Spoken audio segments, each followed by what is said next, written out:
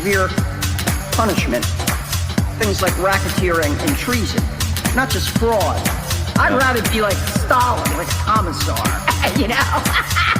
I'd rather have real power, you know? Don't even take me there. Turn it up, turn it up, turn it up. I can't hear it. I heard that. I heard that. Turn it up, turn it up, turn it up. I heard that. Turn it up, turn it up, turn it up. I can't hear it. I heard that. I heard that. Turn it up, turn it up, turn it up. I heard that. But I'm not talking about Jews, Jesuits, Catholics, blacks, whites. I'm pointing to shills. So who do you want to know if it was that they were just? I don't care if they were or not.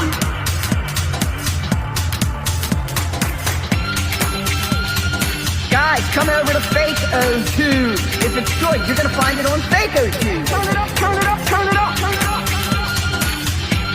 Turn it up, turn it up, turn it up. And we don't have ads on Fakeologist. Turn it up, turn it up, turn it up, turn it up. No, there's no ads yet. Right. Turn it up, turn it up, turn it up. I can't hear it. Guys, come over to Fakeologist. Fakeologist. Tuesday, January the 6th, 2026. Fakeologist show. New year. Lynn Ertell. Hello. Hey, I managed to find a way to turn the sound down, because if it's up too high, you probably get feedback from me. So, all right. PTL Media now. 8141 is in the house. Yeah. Where's everybody else? Come on. And he's the creator of that fantastic piece. Thank you so much, PTL Media. The reason I thought I was going to start the show over again is because Substack has live streaming now, but it doesn't work the same way. I have to start the Substack stream independently of the Restream broadcast. So that might not be a bad thing. Yeah. Well, I can't find the stream on the Fakeologist Substack. So I don't know how anyone is going to know it's on. Unless maybe they got a newsletter. I don't know where the heck it is, but it's supposed to be there. It's there somewhere. So if I don't know. Everyone, all these sites, they all have. I thought your husband and you worked that out last night. How to do video through Substack. No, he just mentioned it. He didn't really do anything to help on that. He just said it works. Yeah, I'm surprised that YouTube even allows us. I mean, remember when YouTube was censoring everything? Yeah. By the way, I'm just starting up the FakeoTube chat here. So if you hear an echo, I'm sorry about that. I can't hear it, but you said sometimes you can hear it. Yeah, as usual. The bot called Boris Negrosa asked, "What's the topic?" I know. At least he's consistent. Yeah, that's got to be a bot. I mean, come on. No, actually, he donates to the show. So if that's a donating bot, we need more of them. What's the topic? Okay. There's no topic. Well, I'll tell you how I do this. Well, there is a topic. Lynn always has a topic. Are you kidding me? Yeah, I'm sharing the screen right now. Yeah, I'll share it with you. This is the fakeologistforums.com. Right. You don't even have to have a membership here. You don't have to register. No, it's open. It's scrapable. I wonder if AI LLMs are scraping it. Probably. For free. Well, they scrape everything. This is just anybody who's tuning in here for the first time. Yeah. I'm going to explain to you how we operate, how I operate here. Yeah. And if you ever have a question, this is where you want to go to find out where I'm getting a lot of what I think from. What are the sources that I'm using to arrive at my interpretation of what's going on? It's very easy to use, but I notice very, very few people use it. And it's the Fakeologist forums. We have exhaustive, comprehensive threads on just about every fake event you can think of, and a lot of real ones as well. Okay. So I'm showing you the page, the very, the home page of the Fakeologist forums. You'll notice in the upper left-hand corner is something called Quick Links. I click on that, and you see your posts, new posts, unread posts, unanswered topics, active topics. That's a good one. I didn't even know that. Yeah, that's where I go. Active topics. Now, this isn't just me. This is everybody. Yeah. Who's active on here. But as you see, it's mostly me because I'm the major user. And Rachel. And in fairness, a lot of people can't read instructions to join the forums. They don't have to join the forum, though, do they? Well, if they want to post, they have. If they want to post. Yeah. But to go and see and read there, you could spend weeks just reading material on the forum. You don't even have to register or join it. If you want to post, you have to join it. Yeah. And that's not such a complicated process. I don't even know if that view count is right. That seems pretty high. But who knows? So many bots are scraping this. That they're I know. We get. I think the bots attack the site. I think it's the LLM bots that are actually. I think it's the AI bots that are killing the sites. Probably. Because it pretty much shuts it down when it goes on and it's just drilling away. Yeah. What do we think of the emergence of two new memes that I'm hearing a lot? Yeah. From normies, from everybody. One is AI slop. AI slop. Mm-hmm. Yeah. In reference to so much of what's out there on social media, AI generated slop. And I'm also hearing the term Fed slop. Yeah. Like people are describing the propaganda that the Trump administration is putting out about their heroic adventure in Venezuela right now. Yeah. And actually, I heard the term Fed slop first used a couple weeks ago in relationship to the fact that apparently the TPUSA, in the wake of the martyrdom of Charlie Kirk, is now devoting much of its time and energy to military recruitment, to boosting enlistment in the various branches of the military on college campuses and in high schools. So that maybe is the destination, the final destination that TPUSA is going to arrive at. Some people thought it was kind of going to mimic a Billy Graham evangelical crusade. Because, you know, J.D. Vance got up there and talked about Christ and all that. They always use Christianity to boost their ratings. Well, it's a large contingent of society still. Right, but given the problem with that is that Erica Kirk is Tammy Faye Baker II, version 2.0. Yeah, she's a little better looking though. Yeah, when I look at Erica Kirk, I'm seeing Tammy Faye Baker with the overdone makeup, the dabbing at the eyes. That's right. That's great. What a great reference. I like that. Yeah, if people don't remember that, you're probably too young to remember that, but I remember when that exploded. Oh yes, and it was actually called Han. Yeah, it was called PTL, People That Love, and I guess it was even bigger than Pat Robertson's 700 Club at one point, and they were kind of like rivals. And Jimmy, Tammy Faye were everywhere. They were starting retirement communities. They were buying real estate. I mean, it was the ultimate electronic televangelistic movement. No one could stop them. And then all these scandals started erupting, and people found out that the thing was it was a Ponzi scheme. And they both ended up going to well, I know Jim Baker ended up doing hard time. I don't think Tammy Faye actually served any time, but she did so much crying that, you know, they were full of repentance because they've been caught with their hands in the cookie jar. Now, here's something interesting. Jim Baker, the preacher, the real preacher of the movement, the Jim and Tammy Faye People That Love movement, he ended up going to prison. A federal prison, because I think they got them on tax evasion and some other things, some other big money laundering, tax evasion. Guess who was Jim Baker's cellmate in federal prison? I knew you couldn't guess it. Lyndon LaRouche. Oh, sorry. I was prompting the AI. Lyndon LaRouche was in with Jim Baker. You can look it up. Yeah. Oh, that's great, because I'm really enjoying the LaRouches at Prometheus. Because I tell you what, now, I spent a few years around the LaRouches, and I got to know. I attended many of Lyndon LaRouche's lectures and meetings he spoke at, and and nobody knows the Bible more than that guy, or knew it. He's dead now, but I could imagine him in the same cell with Jim Baker, the Reverend Jim Baker. Hey, what do you think of that? What do you think of that graphic I just made on the fly? Like that? Check out the graphic on the screen. Oh, let me see. Wait a minute. That's what Perplexity was able to do for me. Not that. Yeah. You like that? That doesn't really look like Tammy Faye, but it also doesn't look like Erica Kirk. But that's today's show art.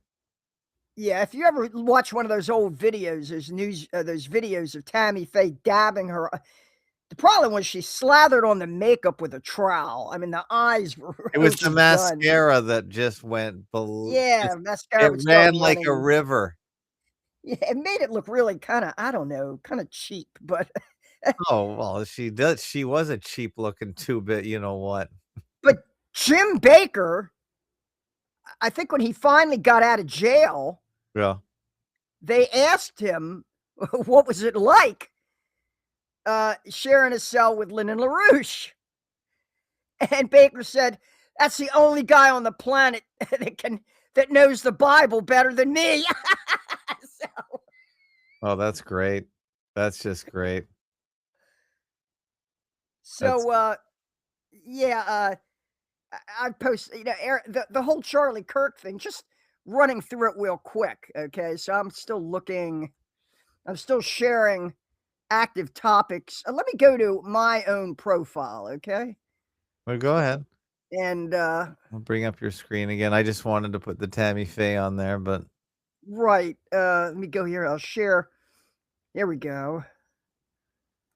Takes a second to share the screen. Okay, here's my profile.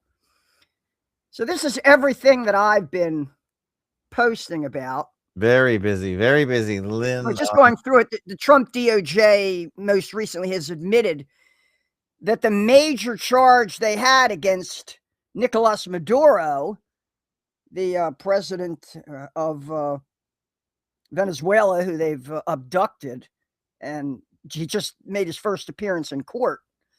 The major charge they had against him was that he was the kingpin of something called Cartel de la Sol, or Cartel Soles de Soles. And now they're admitting, you can see that.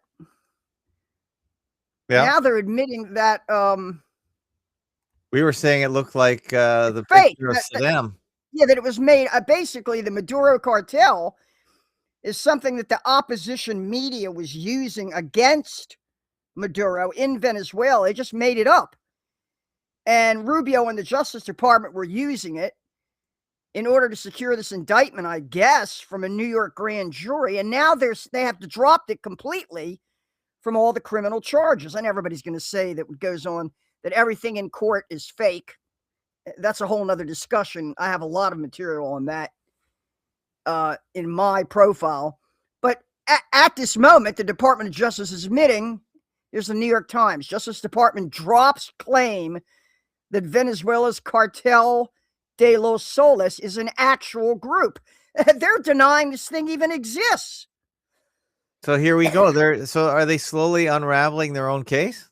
They're admitting, well, that's a good question, because the other thing that got against him is, I don't know, machine guns. And by the way, a lot of the cases that they promote in the media, they always get dropped on page 49 in the bottom corner. If we want to go through psyops of past perpetrators, a lot of the cases just fade away and they just go away as footnotes, and then you never hear about them again. So this is a real thing.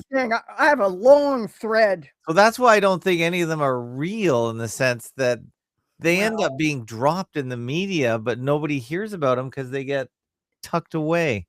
Yeah, but now that has to take us back into what is fake, what is real. Yeah. Let me bring something up here, because I know I've shown people this diagram before, but for some reason, here's the thing. I've shown you the set intersection, right? The what? Let me go there and remind people what I'm talking about here, because it's a very important concept to understanding what we do here. And So, what do you think? Were we talking about drug trafficking? Okay. Are you following these ladies at Prometheus Update or whatever it's called on YouTube? yeah, that's Susan Kokinda. What do you think of that's the the? Marushis again. They're all about the British Empire and Yeah. minimizing the role of Zionism, and that's okay. No, but they have some interesting ideas about how the Yeah. Caribbean was. They set up the banking system in the Caribbean. Oh yeah, no doubt about that. 60s, All Cayman Islands and all that. Of 50 course. to $75 trillion is living there. Right. Of These course. are big numbers. Right. The diagram I'm showing you now. I mean, can you imagine what you can do with that kind of money to launder and to do all kinds Well, of? the question is how much of the money is real and how much of it is fake. Well, see, that's where fraud comes in. Yeah. So if you're looking at that diagram right now, that shows you the Venn diagram. Intersection of two. The yellow portion in the middle is the intersection. You could say on the right, circle A, let's call that what's real or substantive. Yeah. And that's on the left. And then on the right, you have B, and let's call that fake, which is performative. Yeah. Completely made up. Yeah, either fabricated or staged fake event. Remember, a movie was a very realistic simulation. I mean, Ben-Hur had real chariot races in it. So yeah, that's when something is staged, and increasingly that's too expensive. So in the age of AI and computer-generated imagery, it's a lot easier now. Movies will be made completely now with CGI, and so that's completely fake. Now, you ask, where do the fake and the real meet? They meet in the middle, in that intersection, that yellow portion. And I'm going to call that fraud. Okay. That's where the fake meets the real, where you're committing criminal fraud. Because after all, people say, well, what's the motive behind this? And why are they doing this? And, oh, they're sucking our loosh. They're sucking our energy. No. They're taking our money. Taking you down for your money and your property. Shaking us down, yeah. Yeah, they're robbing you. Well, that's they're misrepresenting something to steal money. Exactly. Now let's imagine. It's like selling fake Lululemon pants. Someone has to get right. Someone has to be charged with fraud. Fake Gucci bags, which may be pretty good. I don't know. They may be better than it comes from the same factory, we're told. That's the problem. Yeah, John Baudrillard posits the simulacrum, which he says is the fourth phase of the image, where it bears no relationship to the original. Maybe Gucci has gone out of business, but the Chinese are still manufacturing fake Gucci bags and selling them. That's the simulacrum right there. Now, I want you to imagine that these two sets, the fake versus the real, the performative versus the substantive, that intersection of the two of them, the fraud in the middle, gets bigger and bigger and bigger until both of these sets are what we call congruent. Until A and B, you can see they'll move closer and closer and closer together until they overlay. The fake and the real comprise the intersection of these two sets. And finally, they will be perfectly congruent with each other when everything in the system is completely fraudulent. And what that is in the middle is what we call fraud, right? It's fakery that has consequences. And the money system is the perfect representation of this, because you'll look out there and say, oh my God, Epstein negotiated a multi-million-dollar deal with the Ivory Coast together with Ehud Barak to sell Israeli IDF intelligence equipment, and how much of that is fake and how much of it is real. And well, it's in the process of merging. The fake and the real are merging till you won't be able to tell the difference. Oh, yeah. And at that point, probably the dollar will collapse. I don't think it's ever going to collapse.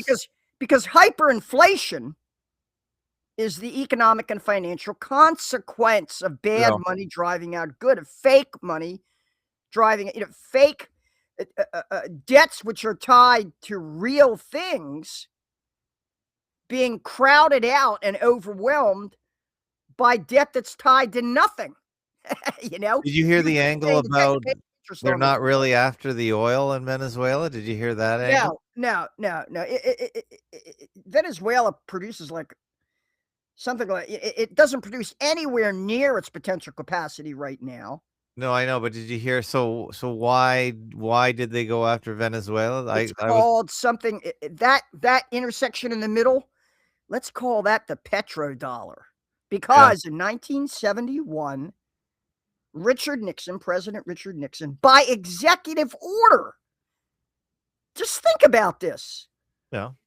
After World War II, the United States and Britain negotiated the Bretton Woods Agreement. All the nations that were left.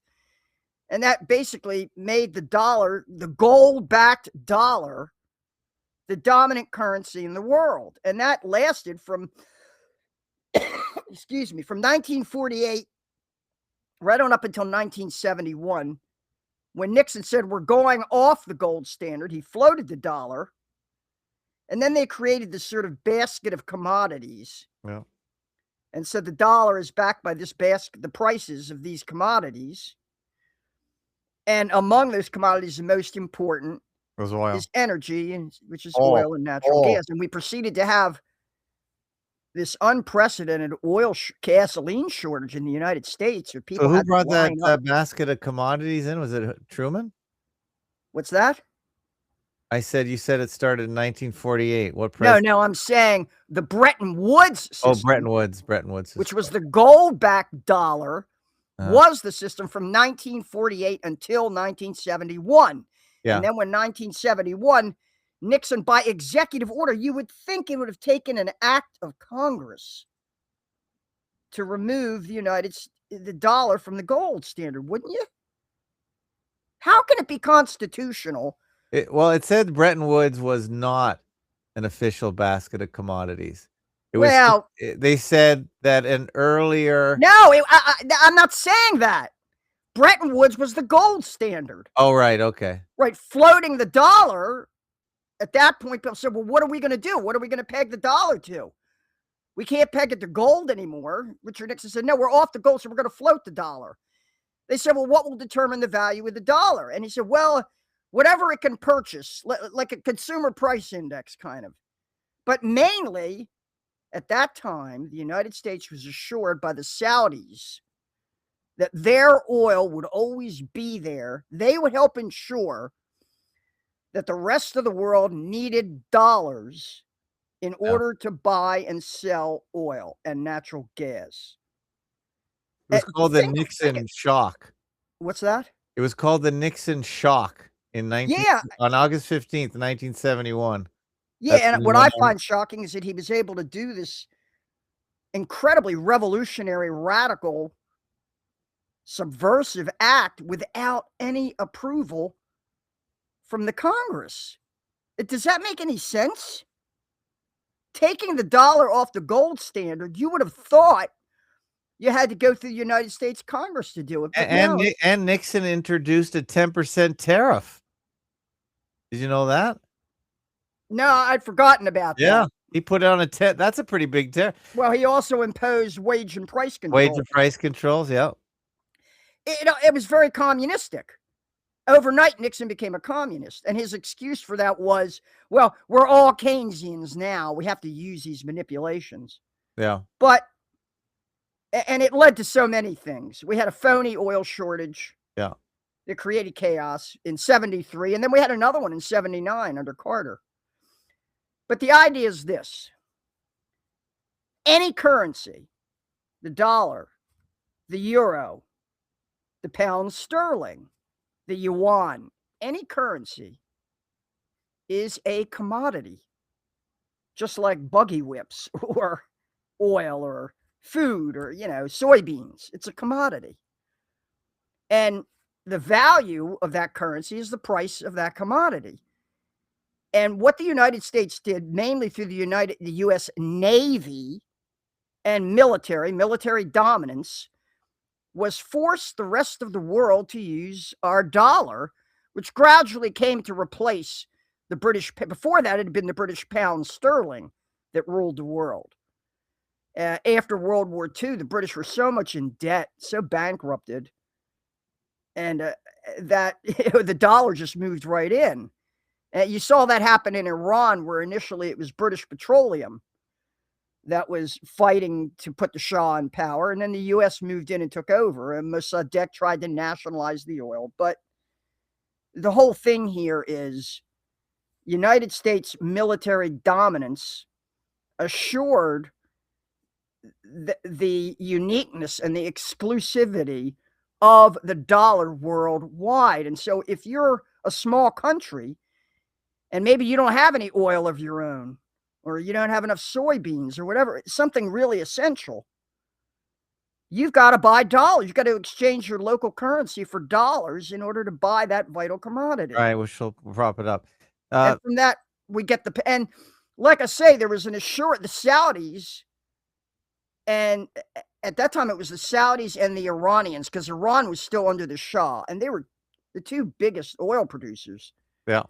And they assured Nixon that don't worry about it. We're there. The price of oil is always there to prop up the dollar. And that created what we call the petrodollar, which is what the dollar is. Essentially, it's a petrodollar. Mm-hmm. Now, though, there is a whole new trade bloc that is emerging called the BRICS. Right, the BRICS. This has a lot to do with the BRICS, I've heard. Right, and their whole objective is to create a new rival worldwide system of exchange. Yes, yes. And for now, it's mostly going to be the yuan and the ruble. At one point, the Chinese wanted to create a special new global currency. And what's happening is nations around the world, they want to get out of this dollar situation, because especially now with what Trump has done in Venezuela, it's only going to destabilize things more. Yeah. Because every little dipshit country, maybe it's got a dictator, it's got a little corrupt oligarchy ruling it, ostensibly as a democracy, if there is such a thing. They're going to look around and say, at any if we're tied to the dollar, at any time the U.S. can seize our dollar reserves, or can simply refuse to sell us. It can refuse access to a vital commodity that we need. So maybe we need to cover so they're going to be more and more, they're going to be associating with the BRICS countries, right, and developing alternative. Yeah, it's all about currency. Right. The story I heard was they are really trying to seize the silver in Venezuela. That's the story I heard today. Well, that could be as well. Because it's because it's been running up high, so maybe other people know that as well, so they're buying it up. Other countries, China, in anticipation as a hedge to whatever they think is going to be next. Yeah, I call that intersection in the middle normative. Yeah. Because as it becomes bigger and bigger, what you're seeing Echo Charlie, by the way. What? Echo Charlie was echoing that in the chat. Normalization of fakery is fraud. The normalization of fakery, the merging of the fake with the real, is fraud. And at some point, like, we had the stock market crash of 1929. That had been building and building all through the 20s. And when these two circles finally merged and became one and the same, everybody realized that the whole thing was a house of cards. And so it started a run on the banks. And the banks didn't have cash reserves, and they collapsed. People lost their life savings. And you had the situation where the fake and the real merged to such an extent that you can't tell the difference. And that's when everything falls apart. And we're kind of facing that. They're trying to postpone that moment with the dollar, because by the other thing that happened beginning with Nixon and a little bit after that was the outsourcing of American manufacturing to China. Because that was the other thing that kind of stood behind the dollar.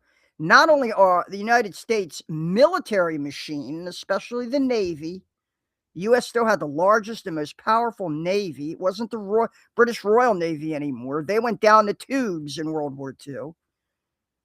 But the U.S. wasn't just the U.S. military, it was the U.S. manufacturing capacity that underwrote the dollar. And that doesn't really exist that much anymore. Most of that manufacturing has been shipped offshore, mainly to China.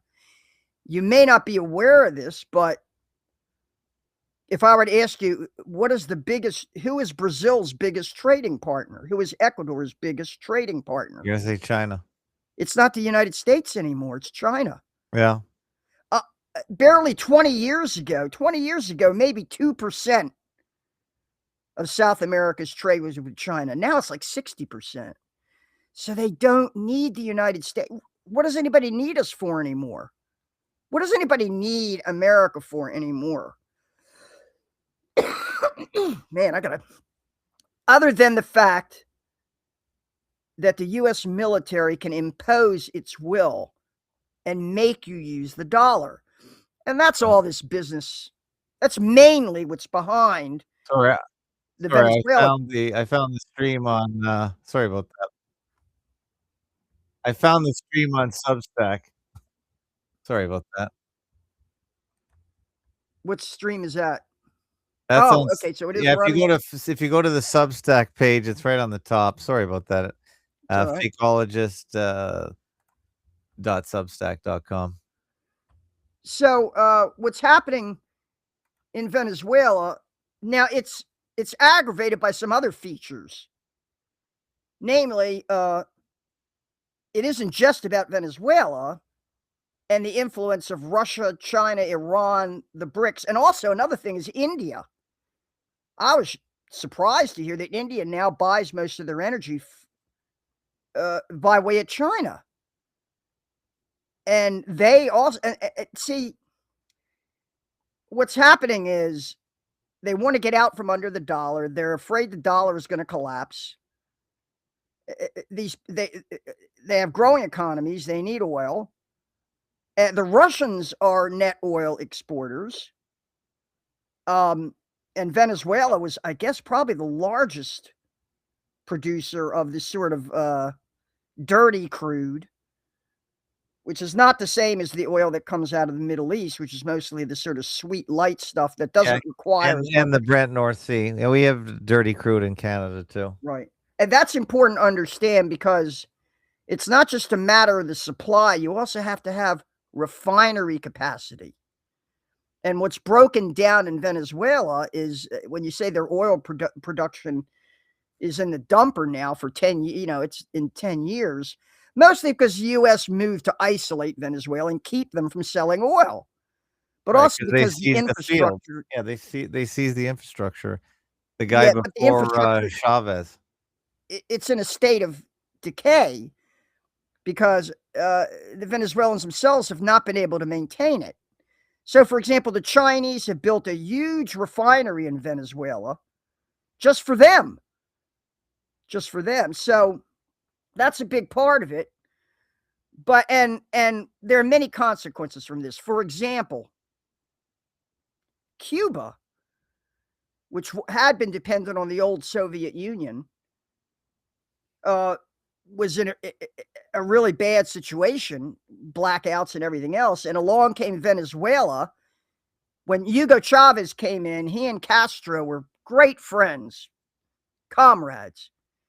And Venezuela and Cuba signed a deal where the Cubans supplied doctors and engineers, trained people, which was their resource, and the Venezuelans supplied Cuba with oil. And now, I think what Marco Rubio, since his family are Cuban exile, they came from Cuba, and they really hate the current government there. They want to isolate Cuba and bring it down. So one sideline of this whole thing is that if the oil supply from Venezuela to Cuba is cut off, and that's what the Navy's probably doing there, for all we know, one of these tankers they seized might have been on its way to Cuba. But Marco Rubio hopes that this will bring down the current Cuban government. He's got a grudge against them. And the other thing is something that the newly sworn in president of Venezuela referred to as a tinge of Zionist influence, is what she said. She kind of danced around it. And that's the idea that the Maduro government had said, we support the Palestinian cause, going all the way back to Hugo Chavez. They condemned Zionism. They kicked the Israelis out. They shut down the Israeli embassy there and kicked them out. And consequently, Netanyahu came to visit Trump about a week before this, like last week. Well, Lynn, look at this headline from Politico. Let me get on there. And we got a caller in her as well. Let's take a caller in her. Oh, yeah. Time 3 minutes, 52 against Mexico and Colombia. Caller in her, where are you calling from? What's your name? Hey, Fakeologist. It's Jay from Texas. Hey, Lynn. How you doing? Hey, Jay. What's up? Happy New Year. Happy New Year, Jay. It's just it's been. Hey, what's the weather like down there in Corpus Christi? I bet it's nice. Yeah, it's like a good 60, 70. I wish I was there. 60 or 70. Yeah, how come you're not a snowbird, Lynn? You figure you with money you got, you'd be a snowbird by now. I don't have that much money, and I'm too old. I'm just too old to be moving around. Yeah, but you can't move around in the snow, so that's the whole point. You go down where it's warm, where you can give those bones a rest. Oh, no? God. Okay. Yeah, I'd love to do that. I really would move away from winter time. But go ahead, Jay. What were you calling about, though? Yeah, no, about what your topic is. It's right. Like, I don't know if you've seen the predictive programming on the movies. Have you heard of a movie called Rollover? Yeah. Yeah. That's actually a documentary. In a way, it's a docudrama. Sure, explains everything that happened. Yeah. Hold on a sec. Rollover. And I have another movie I wanted to mention to you, Lynn, as well. A Rollover from 1981? Yeah. It has the they're trying to, in one of the scenes, they're trying to tell the people, we're trying to buy gold secretly without letting the Middle East know, because if they know, they're going to pull out all their investments. Jane Fonda and Chris Christopherson. Yeah. Wow. Jay, you're not old enough to watch movies from this era. Well, what are you doing watching this? There were a lot of great movies that were made in the 70s, and this is, 1981. Okay, 1981. And even into the 80s. Movies used to be a lot more serious about this stuff. But in Rollover, Jane Fonda plays this sort of widow of an oil tycoon, and she has to negotiate directly with the Saudis, I guess. Got a point at 5.4 out of 10. So one of the things that people immediately recognized was that most of these videos they're showing us the last day or two of what are alleged to be Venezuelans celebrating. Some of them are 5 years old from a soccer match. You know what I'm saying? Yeah. They're World Cup soccer fans. Or at best, Venezuelan exiles may be in Miami or in Bogota or somewhere, but people detected that this was what's called AI slop. That's what they're calling it. Yeah. Fake. Yeah, that's what they said. Yeah. Fake Venezuelan celebrations explode on social media. Some of them very sloppily done. Here's one video. Here's where they arrest. This is Maduro in between these two federal marshals, I guess. Okay, hold on a sec. I got to get this going for you. Good night.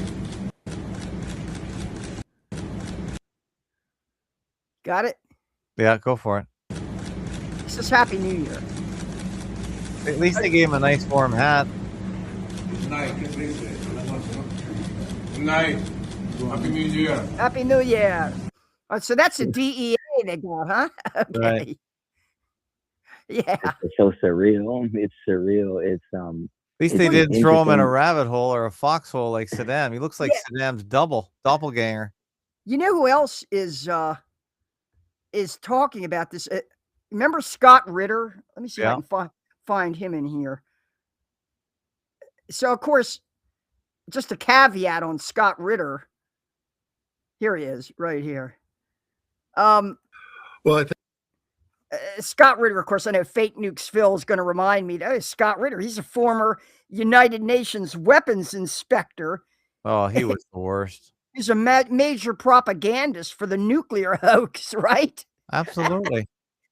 But here he is calling out the arrest of Maduro as Fake. a staged TV production. He's saying that the Maduro capture was a staged. But the way he says it, it doesn't mean the same as when we say it. Right. He's saying he's capturing our words and twisting them. He's taking the river, as we've many times said, and steering it away. Not that much. Well, what he's saying is it's an inside job. Okay. And the implication of that is one of two things. And he says this. You don't want me to play this interview with him, do you? It goes on for 40 minutes, for like almost an hour. What he says is this all was planned. They had to have people on the inside to know where Maduro is going to be. They had to have traitors in his security detail, and that either they sold out Maduro or Maduro agreed to this and he's in on it like a crisis actor. Absolutely.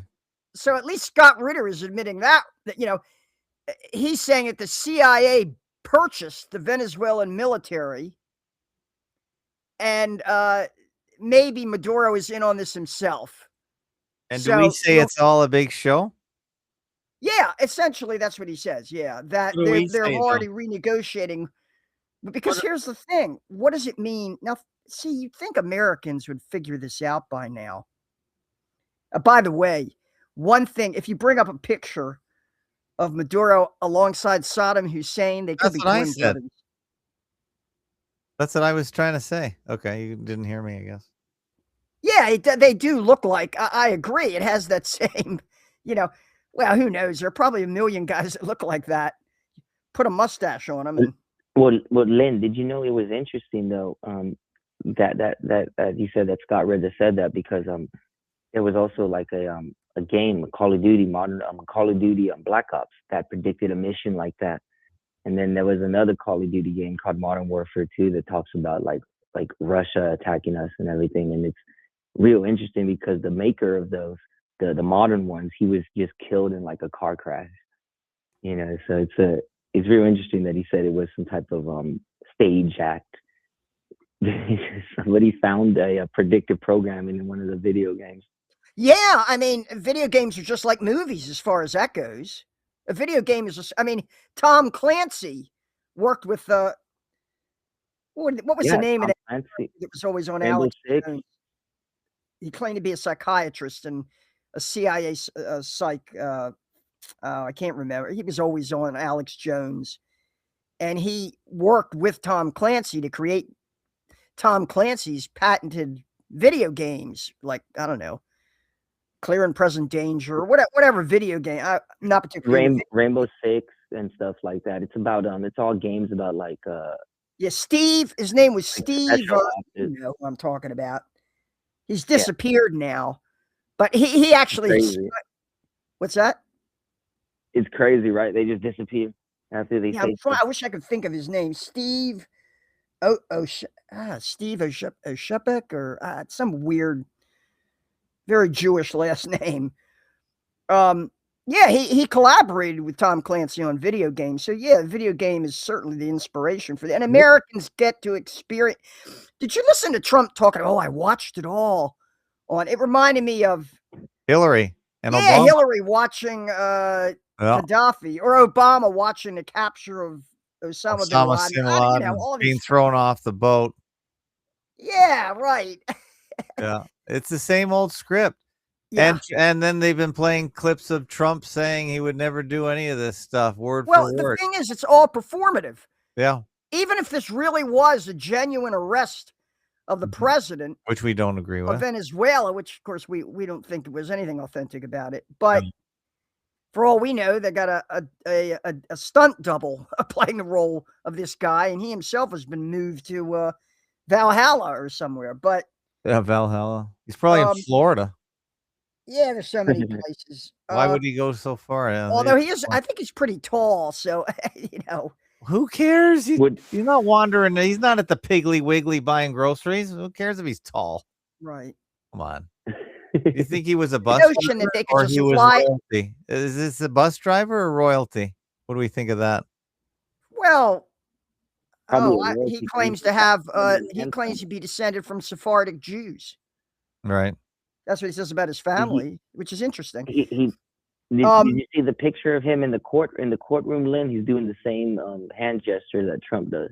Oh, you're looking right? at hand gestures. Yeah, Jason's side. Yeah. Here's the thing. Here's the thing. The Chavistas, they've had 20 years to build an organizational structure down there in Venezuela. I've got this in my I've got a piece on this. All right, hold on a second. Let me go back again.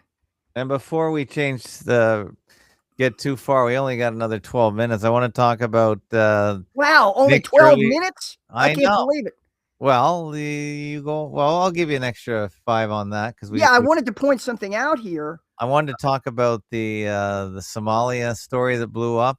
Oh yeah, I have a whole. I have a giant thread on that. Yeah, I want to get to that, and we want to talk about that.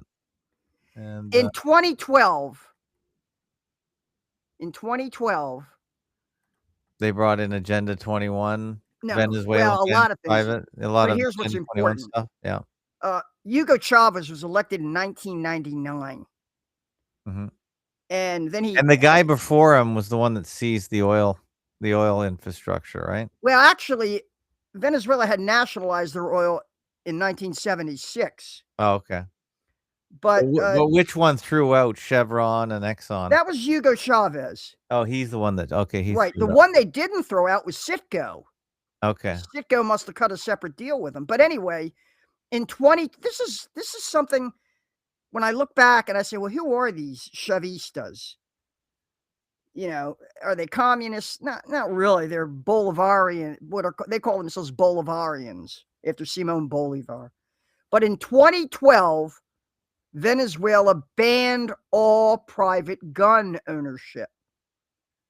So in 2012, and Chavez really pushed for this, they brought a new gun law into effect, which banned the commercial sale of all firearms and ammunition. That means you had to go through the government to get a firearm. Until then, until 2012, anyone with a gun permit could buy arms from a private company. Under the new law, only the army, the police, and certain groups like security companies will be able to buy arms from the state-owned weapons manufacturer and importer. So they created a state monopoly on firearms. And they have militias, Chavista militias called colectivos. And they're armed. But they've managed to disarm the opposition pretty much. And the Venezuelan military has merged with the drug cartels, and one general might control access to agricultural products. All right. In other words, there's a whole structure down there. So it's true. So you believe Trump when he says that it's a whole drug running infrastructure?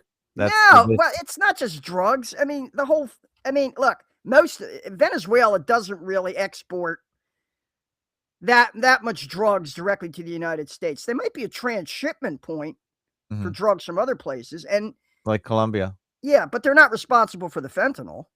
They'd be shipping mostly cocaine. JRGNTY says the names of the Venezuelan officials are pure comics.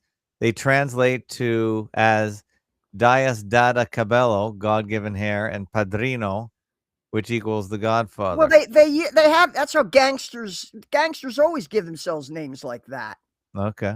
Bugsy Siegel, Lucky Luciano, Little Man Meyer Lansky. I mean, they always give themselves names like that. They're gangsters. Yeah. But here's the thing. How stupid would most Americans be to think that simply by kidnapping this guy and bringing him to New York City, they're going to change that structure in Venezuela? If anything, the people down there are going to retrench. They're going to reinforce the structure that they spent all this time and effort creating, and make it even more difficult because undoubtedly Trump called in all the oil companies and said, hey, are you interested in going down there? We can spend billions rebuilding their oil industry and you'll get a piece of that oil. Is it worth it to you? You're willing to take the risk? And they probably said, yeah, if you think you can pull it off. But this is not going to do that. It's not going to do that. So, again, I come back to the fact that Hugo Chavez and his movement banned private ownership of firearms. And that to me, that's fascism, okay, or Stalin, whatever you want to call it. When you tell ordinary people they can't defend themselves against criminal gangs, roving criminal gangs. That's an Agenda 21 plank. Yeah, to disarm the people. Absolutely. Okay, go ahead, Jay. BBC, I've got a whole Venezuela. And we want to get to the Somali thing next. BB John says, let's go. So go ahead, Jay, and then we'll go to Somali. Yeah, Lynn, I just want to know if you think this is just like a cleanup of the whole Iran-Contra guns for run. That's why they know, like, or kind of think that they know what's going on down there, because they kind of set up that whole network during the 80s. Well,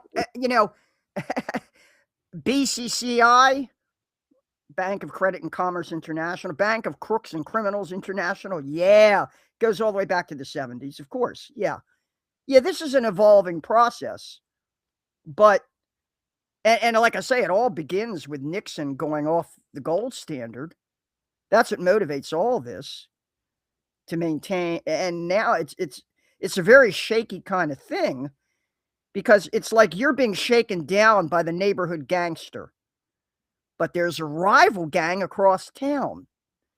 And maybe you want to hedge your bets if you think the gangster who you're paying protection money to is about to get busted or about to collapse or seg into some kind of internal power struggle. You don't want to be caught in the middle of that. So what Trump has done has signaled to every country in the world. And of course, the Greenland thing is even worse, because that's like saying, well, we can do this to NATO countries if we want. We could take Greenland away from Denmark. Do you see this as as Adam Curry says, a North Sea Nexus thing, or that's Trump against England and the Netherlands and Norway? No, I don't see Trump as any kind of authentic. No, okay.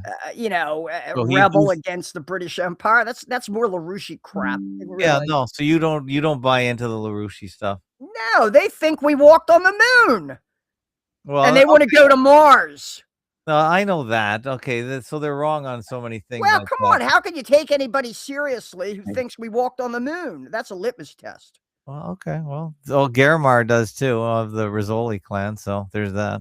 Well, that's what I'm saying. That's why I wouldn't trust his judgment at all. Right. Okay. So, I do like the LaRouche ideas, though, so I don't care. Yeah, I mean, they've got a lot of it's like Webster Tarpley. Yeah, he wrote 9/11 Synthetic Terror, which is the best overall detailed breakdown of all the drills, the Pentagon drills that were going on the day of 9/11 and even in advance of it. Yeah. How they operationally staged the whole thing. And I went to many, many meetings. I was involved with 9/11 truth groups in the Baltimore, Washington area, and Webster Tarpley would show up. I got to know him very well. Oh, okay, good. Yeah. And it really blew my mind one time. I went in Silver Spring. I went to attend an informal gathering of 9/11 truthers. And when I got there, I was really encouraged by the fact that it was not too long after Sandy Hook. Yeah. And every one of them there understood exactly what Sandy Hook was. They all knew. It's about 20 or 30 people. Yeah. Webster Tarpley showed up, and he didn't have a clue. Ah. When we said, Webster, this was a drill. He said, well, what do you mean? You mean they didn't actually? He still believed, and he kept shaking his head. He couldn't. It's like Jim Fetzer with the JFK assassination. Yeah, they just can't let it go. They can't let it go. So yeah, I know they're. It really weakens. I don't like their judgment. No, I agree. I know that's suspicious. Hey, we got another caller in. Where are you calling from? What's your name? Sean from Idaho. Sean from Idaho. Happy New Year. Happy New Year. Happy New Year. I have a little different take on this whole thing. Yeah, go. I think that they are planning World War III, and they need the bad guy. Really? You go for the World War III story? Well, they're always planning that, aren't they? It seems like, well, I thought it was kicked off 10 years ago, but now it seems like they're setting the table more, and how much of it is real and how much is not, we'll never know. But the point is they're setting the table for a conflict, because obviously Venezuela being allies, selling most of their oil to China, and it seems like the pieces are falling into place for a good world war. Because it's for them, once they fuck everything up so bad, they need a reset. Yeah. And to get everybody off of their case, because right now everybody's like, well, who's destroying our world right now, and well, they're trying to destroy everybody who has knowledge. You know what I mean? Anybody who has knowledge, and they're going to get rid of them in the World War, and then they'll be the ones who are alive. That's what they think. Well, a different opinion in wartime is treason. All right. Yeah. If you're not towing the line as far as if you're not saying and doing what you're supposed to do in a time of war, then that's sedition or treason. So yeah. It shut a lot of people up. It shut a lot of people up pre-World War II that weren't liking how things were going. Yeah. They'll lock you up if they can get a war going, they can lock you up. Mm-hmm. Right. Constitution is suspended and all that. Mm-hmm. Yeah, that's why I think that's Go, Sean. The heat off of them. No, wait, Sean, go ahead. That's all I say. Just takes the heat off of them. Mm-hmm. Yeah, I'm not going for World War III, but okay, you're worried about that. I think this is a nothing burger, mainly. But I don't worry about anything. Well, World War III will be a resource war, trade war, psychological warfare, of course. Yeah. Rather than kinetic. Let's move on to Somali. Somali thing, it blew up. I want you to share this screen that I'm showing right now. Yeah. That's I want to remind people bending the knee with her mask. Right, that Minneapolis, Minnesota, which is obviously the focus of this whole Somali daycare scandal. Yeah. Which is really, it's not just the daycare. They had fake healthcare service offices. Yeah. They had fake transportation. Yeah, I'm watching vans, empty vans. Yeah. They have the whole, and this is again the intersection of the real with the fake to create that in the middle becomes fraud. The question, it's the whole idea is when a business is not really the business you think it is. So, for example, here in my area, this has been going on for 20 years. Yeah, but now it's really out of hand. Well, now it's really blown up. But and I watched a guy testify from 2018. One of the first whistleblowers. I can't talk. This guy here on my screen. Let me just put this guy. Did you ever see this guy here? This is from 2018. This testimony, and nothing happened. There we go. Let's try Paris, San Bernardino, France, Paris, even the Syrian war. We would, as investigators, we would get together the day after the attack, and we would ponder amongst ourselves, how much Minnesota taxpayer dollars was being used to fund that war, that attack? What bought that gun? Where'd that money come from? My name is Scott. He's saying it came from Minnesota, which is hard to believe when there's 75 trillion in the Caribbean. It's nationwide. It's here in Maryland. Oh God, I could do a whole show on fraud here in Maryland, especially in Baltimore. Okay. Oh my God, I'm willing to bet that now they've estimated that the daycare fraud is like, I don't know, 18 billion. We've heard crazy numbers. Yeah, well, California, how big you think California is going to be? Maryland, Illinois, New York, has millions of daycare everywhere. centers. Yeah. Right. What we have here are fronts. Businesses that are nothing but fronts for something else to launder the profits. And the fakery intersects the economic and financial base of the society, which is real, which is material. Are the Somali scapegoats, are they using them to funnel the money and getting a cut? That gets into the immigration question and the way they've used immigration to extend their corruption so that it takes over everything. Yeah. So that crowds out decent people. Yeah. Now, do you think the Somalis are being used then? And they're going to take the fall? They're willing, it's like, something, you might as well ask me, why didn't any Muslims stand up after 9/11 and say, we didn't do this? Yeah. That's true. It's they're in on it. In on the racket. Yeah, they take money to be in on it. Yeah. Yeah, they get paid. Right. Everybody gets paid. And here's the thing.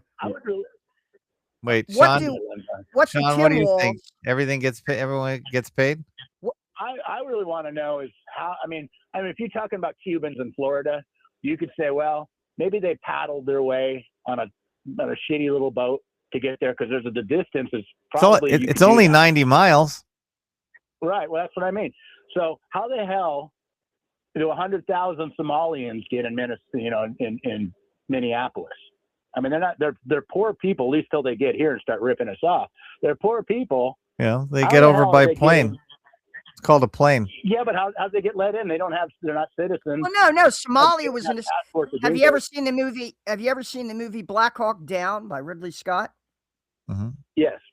Okay. Well, that's about Somalia. It's about there was a total chaos in the early 90s, and UN troops came there. It actually had to do with a dictator named Siad Barre, and he cut a deal with Western oil companies. And by the way, Somalia is split in two. Israel just recognized the northern part called Somaliland. Right, which used to be British Somaliland. It was a British colony. Right. Whereas most of Somalia was an Italian colony. Mogadishu was built up by the Italians.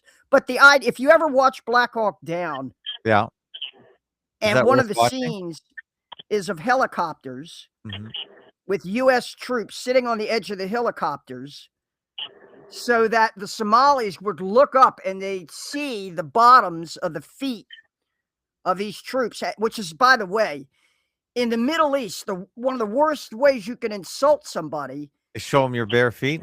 Show them the sole of your shoe. Oh, really? Right. Wow. Show them the sole of your sandal, your shoe, because it's like rubbing shit in their face. I mean, it's an insult. It's because they step in the camel dung.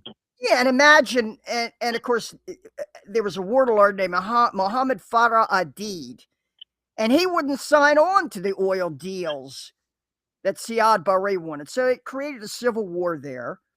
Turned out Mohammed Farah Adid had a son who was actually a United States Marine. But the United States was at war on behalf of the United Nations with Mohammed Farah Adid. The Somalis with Stinger missiles took down, I think, a helicopter and ended up dragging the dead bodies of American soldiers through the streets of Mogadishu. Do we all remember that? These are the people who they've imported to Minnesota. The same Somalis who were there looking up at that helicopter with U.S. troops. Yeah, they were displaced farmers. They're the poor part of Somalia.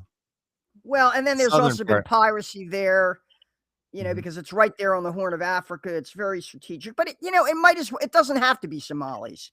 It could be any group. But the fact is, the more alien the group is to traditional Western values, which is to say, the more non-European the immigrant group is, the easier they are to manipulate and control. And we can get into a discussion of how Somalis are particularly adept at being corrupt, say. Okay. A tribal society where corruption is the way of living. So, of course, it makes sense to bring them in. But what I'm going to say is this. Ilhan Omar, Keith Ellison, the Attorney General, and Jacob Frey, the mayor of Minneapolis, what do they get out of all this? Yeah. Democratization of corruption. Right. Democratization of corruption. Because the money is spread around and then they all come out and vote for these guys. And that's where the performative intersects with the substantive. Yeah, I agree with that. Normative. Yeah, it's crazy. Yeah, Okay. you got to watch the Nick Shirley and the guy named Dave. Yeah. Who brought the info to Nick. Right. None of that was new, but the thing is what made it unique was the you could YouTube see guy. a news report and they just say, well, we found this money going there and that money going there. It's That doesn't have the same effect. Boy wonder Nick Shirley brought it forward. But Nick Shirley went door to door to these places, and you actually got to see the face of the corruption on the ground with ordinary people. Did you watch the videos, Lynn? Yeah, these women came out in hijab. Yeah. With their faces covered. And what really struck me about the video, it was interesting, yeah, was that when he said, "Can I bring my son Joey here to your daycare?" So they said, no, not for Joey. That is racist discrimination against Americans. And they could be shut down for that alone. Yeah, but they weren't. They had so many violations, they could have been shut down for just about anything, including not changing diapers in the right area. So I watched the whole thing. Well, they were violating all kinds of code and regulations. But think about this. You go to a restaurant or a carryout, and you assume that the Board of Health, your local county Board of Health, is making sure they don't have rats running and roaches running around back in the kitchen. They're inspecting these places. Well, what if they're bribed not to? You see what I'm getting at here? Turn the other way. Fraud is the set intersection of the fake with the real. Yeah. And that intersection represents the normalization of the hoaxing and the fakery through direct exploitation and robbery. Legally, we call this extortion or a shakedown. And after the shakedown comes the heist. So that is what is going on with the Somali daycare thing. There are aspects to it that make the Somali population perfect candidates for implementing this kind of corruption. But at the same time, I want to remind you, Governor Tim Walz, Congresswoman Ilhan Omar, Attorney General Keith Ellison, and Mayor Jacob Frey were all in on that picture of Nancy Pelosi on bended knee commemorating the martyrdom of George Floyd. Right. Good one. So if you want to recall the staging of this transparently fake event, the death of George Floyd and the trial of Derek Chauvin, which we've been through, I have a whole huge thread on that in the forum. I want you to remember that they've got the U.S. Congress in on this as well, particularly the Democrat Party. And there's Nancy Pelosi on bended knee, wearing a kente cloth around. This is a Masonic cultic ritual. And she got all the Democrats in the Congress to come out and do that. The bended knee was Colin Kaepernick.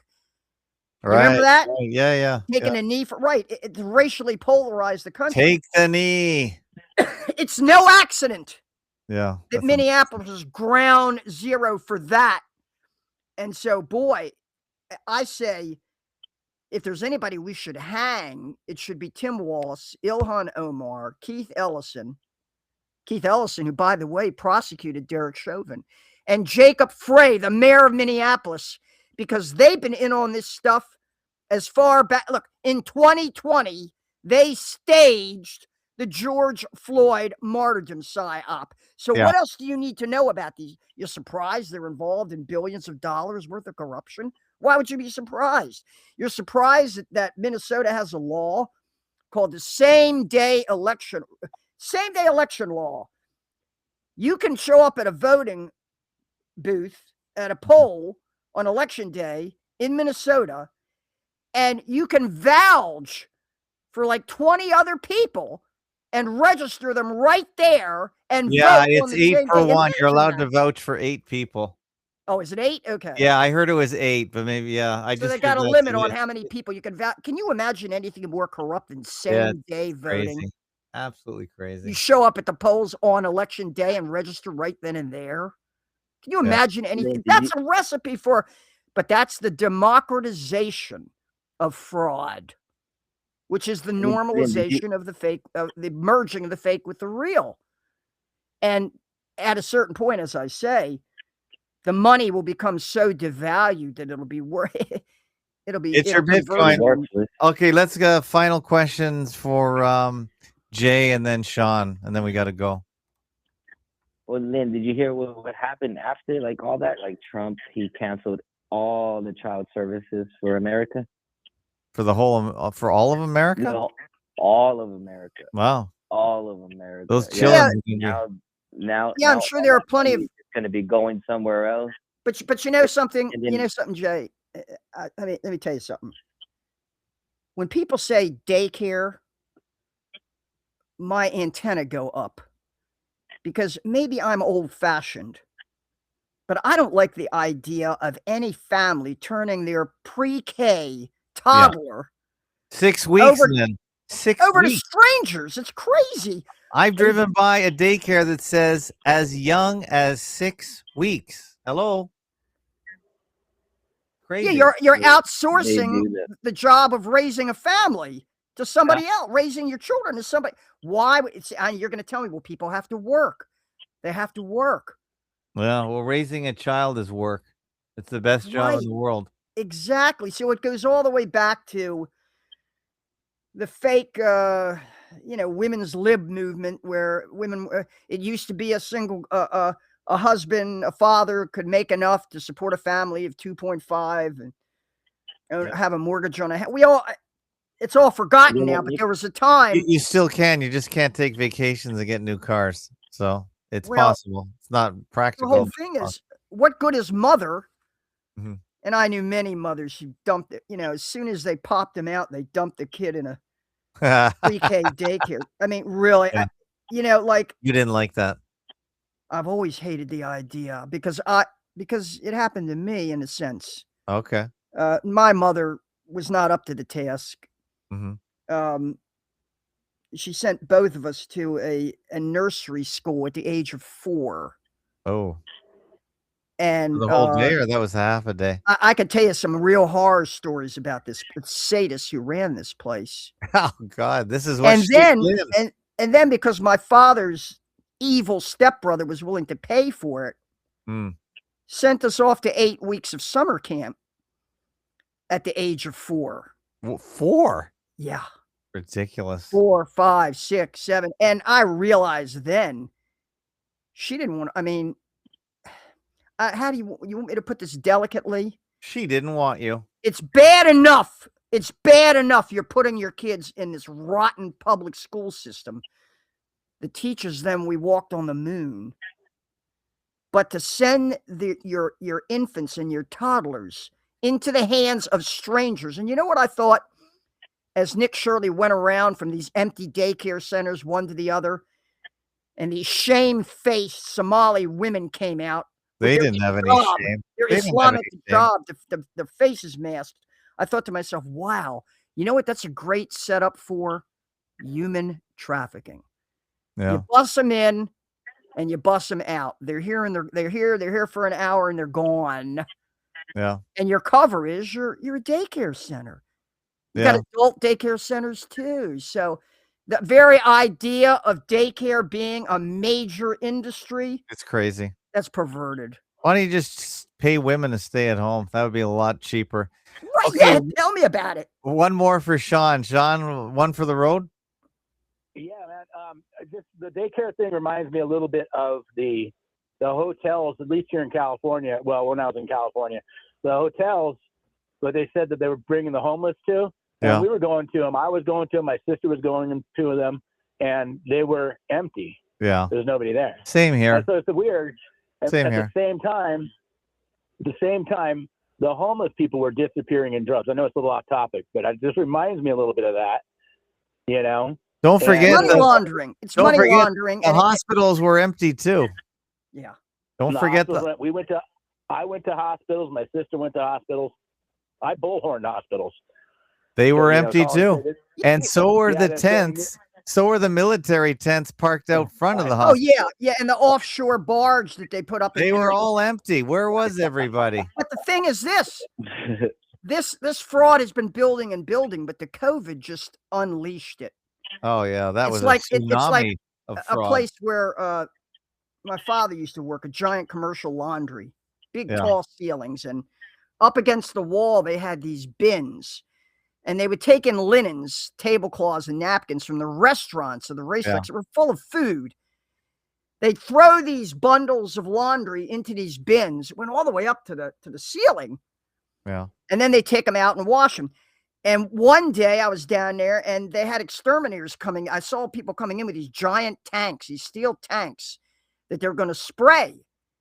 And I sat there and they pulled these bins away from the wall.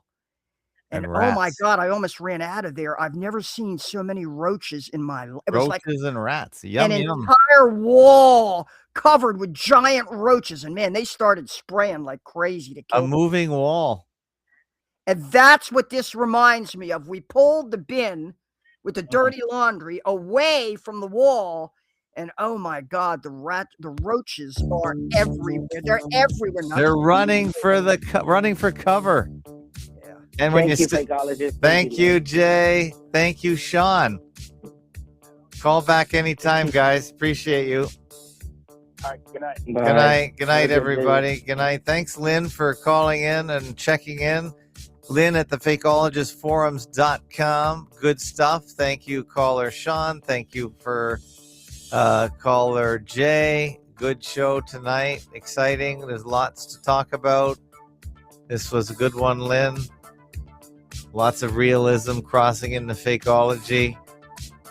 I mean, fraud is as fake as you can get, don't you think, Lynn? Fraud is the ultimate in fakery. Well, because the fraud is where you see the simulacrum, the real terrible consequences and the chaos that follows from it, of course. Yeah, that's the real part. That's the one. That's the part. Fraud is what makes the fakery real. Yeah. Until nobody trusts the, you can't spend a bolivar, which is the currency, the paper currency in Venezuela. People don't want it. They're forced to use dollars because the currency down there is so hyperinflated that it's pretty much worthless. Yeah.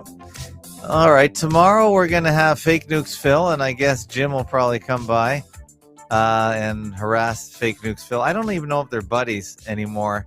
I guess I should ask Fake Nukes Phil if he wants Jim on, because it really was the Fake Nukes Phil show at the beginning, and then Jim came on. I don't mind Jim, but I just don't want to get off topic because this is a fakery show, and we like to talk about media fakery. And Fake Nukes Phil is one of the best when it comes to just talking about the fakery and putting all the videos and showing us all the fakery. Yeah, so I want to hear what Phil has to say about. They're claiming that at least 35 Cuban bodyguards or security officers. Why Maduro had to have Cuban bodyguards and couldn't trust his own Venezuelans? Well, that they were killed. That the U.S. troops. See, my take is that he had to leave Venezuela because things were so bad. They were probably trying to kill him. Well, they're having big public funerals for these Cuban martyrs in Cuba itself. Okay. So the Cubans are saying, oh, yeah, we lost 35 martyrs trying to stop the U.S. from, wasn't 33? It's that easy to land a helicopter in Caracas and steal the president. That's how bad his security is. I think they just met him at the airport and picked him up myself. I'm not buying any of it. I agree with that's where Scott Ritter happens to be right. This is nothing but a TV production. Yeah, well, good. Finally, it's being said. It's just not said in the right context. We get it. We get it. And also, Lynn, Mr. E will be here on Thursday. Mr. E. And guess where he's from? Minnesota. And guess where he visited? Oh, yeah. I've watched his video on You Minnesota. watched it too? Oh, yeah. He came back after 10 years. And his city was gone. Remember that one? Yeah, it's completely changed. His hey, city... check this out. Yeah. You all heard of Fisherman's Wharf in San Francisco? Right. Yeah. On a Friday night, it's empty. Empty. Oh, it's empty everywhere in America. Things are really bad. Yeah, I could talk about what's happening here at the Towson Town Center shopping mall. It's now they have like one restaurant left and maybe one or two other. Oh, and Vegas is cleared out. I'm watching all these guys going around America. It's going to be abomination of desolation abomination. I know, it's so sad. And Florida is half empty now. Daytona Beach isn't what it was. Everything is just Where is everybody? They're all in their basements playing video games, or they Yeah, don't Trump, exist? the president says this is the golden age. Yeah, golden age. He's actually got some followers out there that believe that. They're that delusional. But most of them are just liars and grifters, really. Their MAGA coalition is gone. It's dead. Well, it's not going to last another election cycle, I guess. But yeah, anyway, so Mr. E is on Thursday. He's agreed to join us and talk. And Lynn is up to date on Mr. E. I love it. And he went back to Minnesota and his city was gone. So anyway, we'll talk to you guys next time. Thanks, everyone, for joining. And don't forget, fakeologist.com/donate. This site doesn't pay for itself. If you want to help with the FakeoTube server, please consider sending some Bitcoin or whatever else you got, credit card, whatever else. We'll take it. We'll take whatever you got. So thanks a lot, everybody. We'll see you tomorrow.